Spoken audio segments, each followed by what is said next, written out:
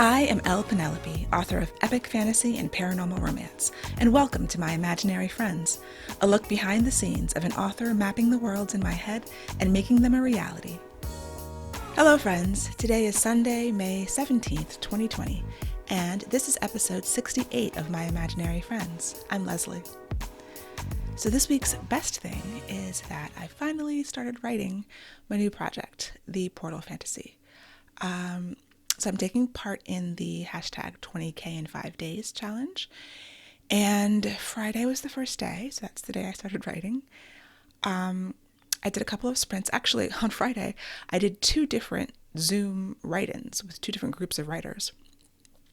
So that helped me. I got something like 4,100 words the first day. And then yesterday, I got 4,600 words, although it took me like 5 or 6 sprints. I almost feel like I wasn't quite ready to start writing, even though I spent 2-3 weeks plotting. And it's also hard because I do have so much written. So the way I do this is I'm fast drafting. I'm using my AlphaSmart, and the group 20K in 5 days is a Facebook group, and there's sprints during the day.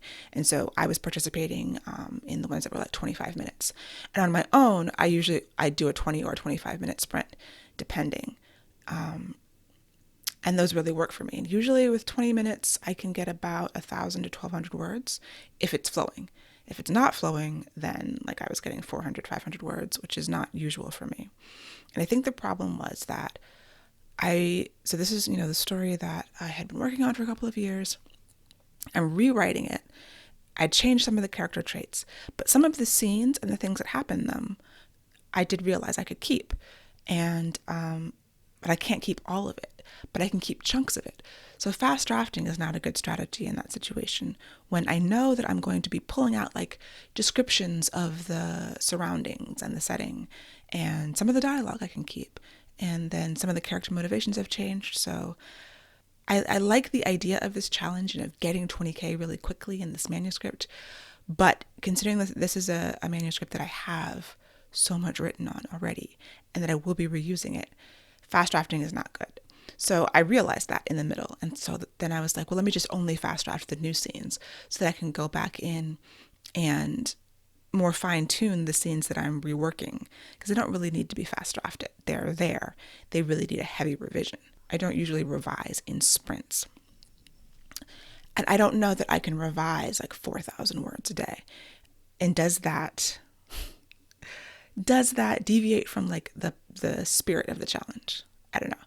But I also know that I do not have enough plotted to do 4,000 new words of only new scenes in these 5 days. I plotted something like 12 scenes for real, and then I had like 18 other scenes. And then I was like, well, that will get me through. That's 5 days. But then, of course, I was like, oh, but they're not all new scenes, and a lot of those are revision scenes. So I'm going to see. I think today I'll get to the end of the fast drafting new scenes, and maybe I can revise 4,000 words a day. I'm not sure exactly how I'm going to count that. I think what I'll do is I'll bring in the old scene, and then, look at the word count, and then just see the word count when I'm done and consider them all new words. Part of that, I'm going to be deleting a lot of words too, so I haven't figured out exactly how to count, and that's when like a challenge like this is less helpful, because in my mind, I'm trying to meet the challenge, and that might not be the right thing for where I am in this manuscript. Other things in the writing update, working on the romance plotline. So once I plotted the character arcs for my hero and heroine, and I knew the shape of the larger plot, I still had to make sure that I'm hitting romance beats, because I do want this to be like a fantasy romance. And I do sometimes give the actual romance beats short shrift. And I know that because I'm very focused on like the fantasy plot. So I'm just trying to improve things like that. I mean, one good thing about this challenge is that it stopped me from plotting forever, which I don't really do. But this is something new. There's no deadline on it. So I can take my time, and I think it's good to take my time. But I I just needed to pull the trigger and start writing. So I'm grateful for the challenge, even though it's turning out differently than I expected and different from the last time I did this. I have to look back and see which book I was working on the last time I did this, but I believe it was all new words, and that's really the best way for this to go. My friend Lisa, shout out to Lisa, has told me about the Dan Harmon plot embryo system, which I don't think I'd heard of before. And so Dan Harmon is the creator of Community and Rick and Morty, which I haven't seen. My husband and I have talked about starting to watch that because people praise it so highly. But anyway, he's got an interesting shortcut to plotting. It's sort of a hero's journey-esque, but a simplification. And not just a simplification, but sort of a focusing on the important parts. And then there's this woman, Rachel Stephen, I believe, who has these videos that kind of explain it more. Because I read the Dan Harmon tutorial where he, like, blog post thing where he goes through it, and it's good, it's fine. It's just that it's peppered through with, I guess, more of his personality than I wanted to know about. But it's an interesting system, and I sort of laid it over top of what I'd already been doing. If you're on the video feed, I'm showing a picture of like the beginning of my chart of it. At its core, it's 8 steps, and in this circle, and I'm using the layout that Rachel Stephen used. So step 1 is you, need, go, search, find, take, return, change. If you map it over like the 3 acts / 4 acts and save the cat, I mean, all of these things are saying the same thing in different words. It's just another way to look at your plot, to sort of test it. I've talked about like QA testing and applying the sort of software development QA testing process to writing, and looking at your plot and your story through another lens, another methodology is like another way of testing it and seeing if there's holes. And I like that idea. But I think it's more useful if I get stuck. Like, I'm not stuck yet. I'm just, I'm still building up the momentum. And one good thing about just starting, taking the time to plot and then just picking a date to start, is that I realized the first couple of scenes are completely wrong. Like, I wrote them, I was fast drafting them, they did not feel right, they did not come out smoothly. And I'm not going to stop right now because I'm going to get to the end, but whatever choices I made were not the right ones, or they need something else, and I don't know what that is yet. But hopefully by the end, I will figure it out. And getting to the end is even more important here, because I'm trying to do like a circular thing. I think portal fantasies lend themselves to a sort of circular nature. So the character goes through the portal into the new world. At a certain point, you expect them to come back to their old world, and the things that I set up in the new world should be reflected, and change should be shown when they come back to their former normal world. And I don't have that down yet, even though I thought I did. I don't know if I should say I thought I did. Like, I had the plot and I know that it's going to change. That's just the nature of things. But it was good to get it down so I could write something, so I could realize that it was wrong. And it'll be noodling in the back of my mind as I go through the rest of the draft. And then when I get to the end, I will hopefully have figured it out. So yes, that is how the writing is going. It is going. There are some scenes that I have completely flowed. Like yesterday, I did a sprint and I got 1,250 words, which they felt good. It was like a brand new scene from my hero's perspective. And what I'm going to do right now is just focus on his perspective, because those are all new scenes anyway. And some of them are like his POV of stuff I wrote before from her POV, but it's still new and I can still get into it. And yeah, and actually yesterday, I forgot, I had a sprint where I did 1,800 words, and it took me longer than 25. Actually, I think I did 1,800 words in 25 minutes. And so that is letting me know that that is the stuff that feels right, because it's coming. I'm kind of connecting to something, and the story is flowing through me and pouring out. And that is what I like to experience, because it just makes me feel more confident that I'm on the right track. In healthy writer news, I started working with a personal trainer for my climbing gym. I was doing a very bad job of exercising as much as I should be while on lockdown. And so I finally pulled the trigger on that. And she kicked my ass. but in a good way. Like I was very sore, but I wasn't as sore as I could have been, and it was really hard. So I'm going to do that once a week and then continue with the other, kind of exercise things I've been doing the rest of the week. And I think that will help me to just feel better in general and get ready for climbing. We're doing some climbing specific training for whenever the climbing gyms open again. Hopefully I'll be able to get back at it strong.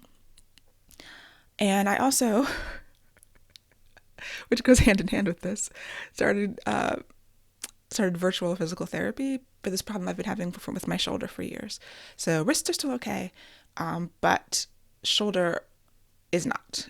And it's nothing new. Like I said, it's been there for years, and I never really rehabbed it. So I'm doing both of these things at the same time, which may or may not be advisable, but whatever. In TV, I watched Code 8 on, I don't think it's only on Netflix. I think it's everywhere. It's a movie with Robbie Amell and Stephen Amell.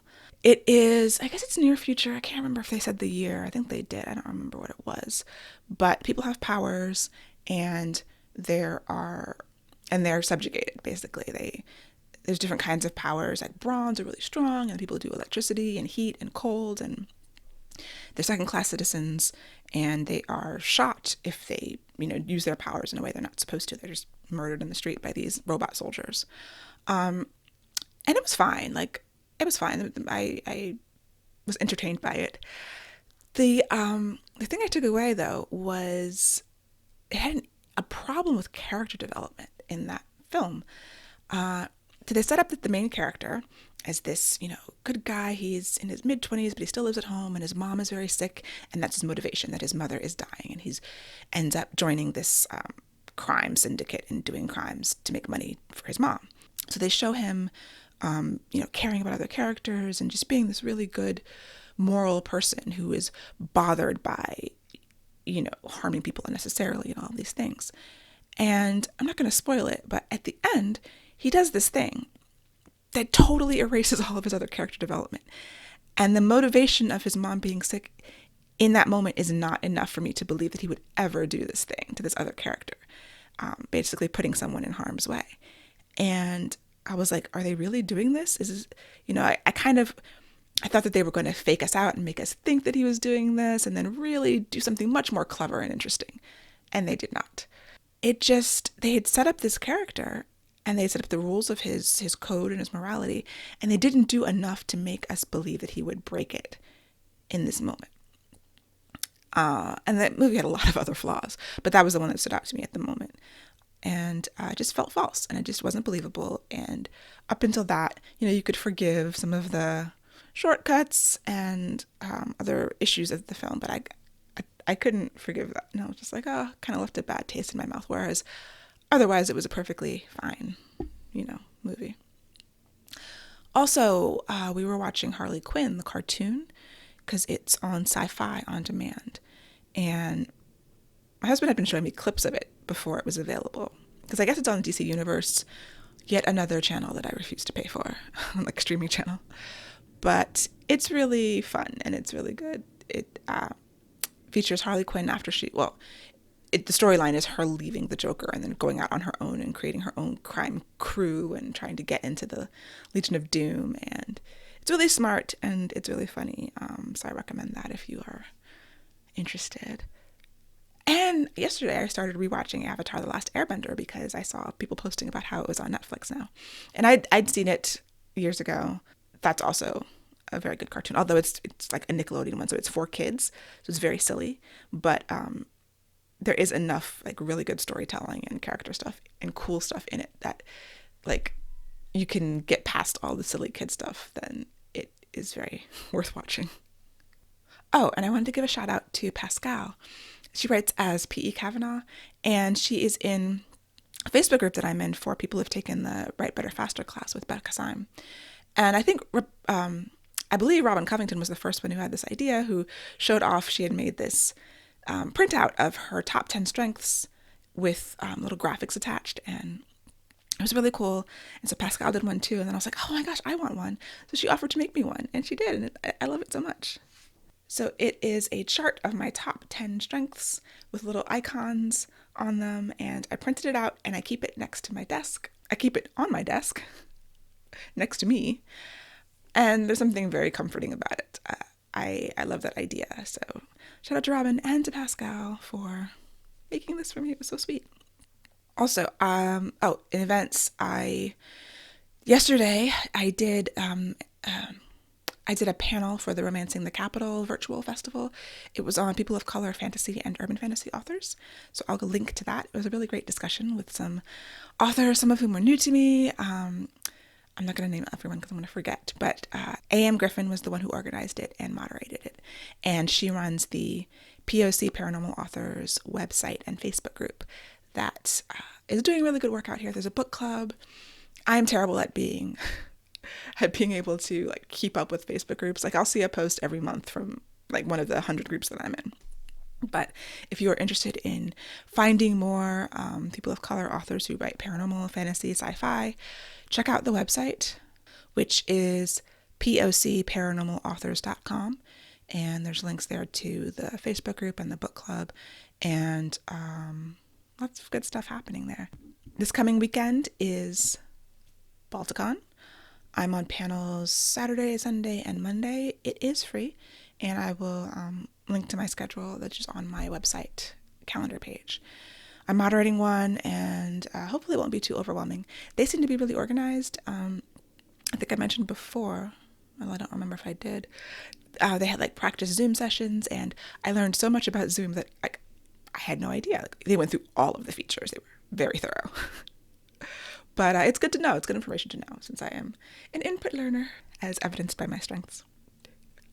Oh, speaking of input, Austin Kleon, whose newsletter I get every week and always has something really interesting in it, posted about his input and output during lockdown and coronavirus, and how his output hadn't been great. But this post says that problems of output are problems of input. No input, no output. And I wonder if, I'm sure it's more true for people who are actually quote unquote high input according to strength finders, but I think for all artists, input is important. At one of the write-ins I was in, someone was saying that they don't have time to read. And I just felt so sorry for her. Like, I don't know how you can write and not read. But there was a quote here that Austin Kleon posted from writer Ted Gioia, I think, which I thought was really interesting. So he goes, in your life, you will be evaluated on your output. Your boss will evaluate you on your output. If you're a writer like me, the audience will evaluate you on your output. But your input is just as important. If you don't have good input, you cannot maintain good output. And he goes on to say that he spends 2 hours a day writing, but he spends 3 to 4 hours a day reading and 2 to 3 hours a day listening to music. And he goes, people think that's creating a problem in my schedule. But in fact, I say, no, this is the reason why I'm able to do this, because I have constant, good quality input. Now, I don't know who among us has an extra 7 hours a day to spend reading and listening to music. Must be nice. But I do think that prioritizing input helps us create more. I do go through like reading deserts, for a few weeks I was DNFing everything, but I feel like I'm out of that to a certain degree. I think it'll always be a little bit that way. But I read some great things. I read Alicia Rye's new book, Girl Gone Viral. I read Sarah Morgenthaler's The Tourist Attraction, which was wonderful, although it's sweet, just a warning, if you need that kind of warning. And I've started a new historical series. I'd never read anything by Mary Baylaw. I don't know if that's how you say her name, but so I saw on the Smart Bitches newsletter that it was recommended, one of the books, and it was on sale. So I tried it. It was Someone to Wed, which is actually book 3 in this series. And then I went back after I finished and started with book 1. And I like it. It's a little bit more nuanced than some of the historicals tend to be, in terms of just like a tiny bit more nuanced. Like in this book 1, which is Someone to Love, the hero is not your average tall, strapping, super masculine dude. He's sort of small and effete and very pretty, but tough. And I like playing around with different kinds of heroes, because it can be annoying that if everybody's always 6'5" and diesel jacked, completely gorgeous. You know who was good about that? And she doesn't write romance anymore. Ruthie Knox. Ruthie Knox was I don't know if she's still alive. She is a contemporary romance writer who was good about different kinds of heroes. I mean, they were still like appealing in their own way, but they weren't all completely physically perfect. And, you know, romance is about fantasy, but it's always nice to have heroes. I mean, a lot of times you get heroines who aren't physically perfect, whatever that may mean. Society's idea of physically perfect, I should say. I'm not trying to say that, whatever. Hopefully you understand. But it's always nice when someone does a different kind of hero. And at least in this book. The thing about these books, though, there's a lot of repetition. Like, from one POV, you'll learn some information, and then it will have to be repeated in the other POV to other characters who didn't know that information, and it might get repeated a third time. And so there's a lot of skimming, but it's a credit to her storytelling that I'm willing to skim through it to get to the other good, really good stuff that I am enjoying. But I do wish she wouldn't repeat things multiple times. Anyway, I've downloaded a couple of other things that I'm really excited about getting started with when I'm finished with this series. So, yes, input. Important. Very good. TV, movies, music. I don't have an extra 7 hours a day, but I do squeeze in a few hours a day to read many days of the week, maybe most days of the week, because it really just keeps me going. And I think that's all I have for you this week. I hope that you are having a great week. I hope that you're having lots of great input into your world and sparking all kinds of creative things if you're a creative. And if you are just a consumer of creativity, then that you're having a lot of great consumption. I'm feeling a little loopy. I'm sorry. I will talk to you next week, and happy reading. For episode show notes and to sign up for the Footnotes newsletter, go to myimaginaryfriendshow.com. Subscribe wherever you get your podcasts, and if you're a visual learner, watch the video episodes on YouTube. I would love a rating or review to help support the show, and My Imaginary Friends is part of the Frolic Podcast Network. For more fantastic podcasts like Learning the Tropes, check out frolic.media/podcasts. Hey everybody, we are Learning the Tropes. I'm Erin. I'm Clayton. And I'm the romance novel veteran. And I'm the virgin. And every week we read a different romance novel and then we talk about what we loved about it. We talk about all of our favorite tropes. We talk about only one bed, secret places. Secret places, that's mine. You stole it. Every trope under the sun. Mm-hmm. And to give you a little taste of our show, we're going to play a clip from an episode where we reviewed Lorianne Donner's Fury.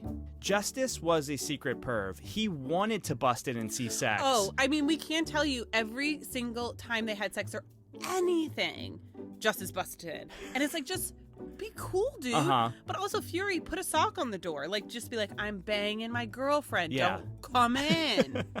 Bro code. Did the new species not know about bro code? Learning the Tropes comes out every Wednesday, and you can listen to us anywhere you listen to podcasts. So come check us out.